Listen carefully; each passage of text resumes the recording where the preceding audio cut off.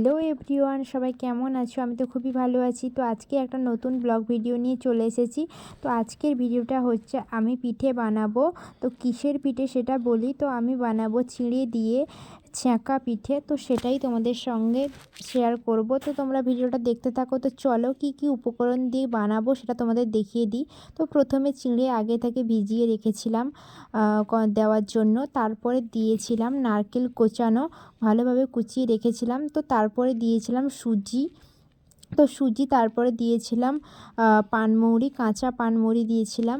আর ভেঙে রাখা বাদামের কুচি আগে থেকে ভেঙে রেখেছিলাম। তারপরে দিয়েছিলাম চিনি পরিমাণ মতো। তো সব রকম উপকরণ আমি রেডি করে নিয়ে কাছে রেখেছি। তো এবার এগুলোকে সব ম্যারিনেট করব একসঙ্গে। তো দেখো প্রথমেই চিংড়িটা দিয়ে দিচ্ছি। তো তারপরে সব রকম উপকরণ বলতে যেগুলো তোমাদেরকে বললাম, সুজি, ময়দা পরিমাণ মতো। ময়দাটা না দিলে ওটা একটু পাতলা হয়ে যাবে, কারণ সুজি এমনিতেই চিঁড়েতে একটু জল আছে। তো সেই জন্য ওটা পাতলা যাতে না হয়ে যায়, তার জন্য আমরা সুজি আর ময়দা ব্যবহার করছি। তো তারপরে কুচনো নারকেলগুলো দিয়ে দিয়েছিলাম, পরিমাণ মতো চিনি দিয়েছিলাম, তার সঙ্গে পরিমাণ মতো একটু নুনও দিয়েছিলাম স্বাদের জন্য। তো চলো পুরোটা এবার আমরা ম্যারিনেট করে নেব ভালোভাবে। তো কিছুক্ষণ এটাকে আমাদেরকে ম্যারিনেট করে নিয়ে ভালোভাবে যাতে চিনিটা একটু মিলিয়ে যায়, তো তার জন্য কিছুক্ষণ আমাদের এটাকে ঢাকনা দিয়ে রাখতে হবে।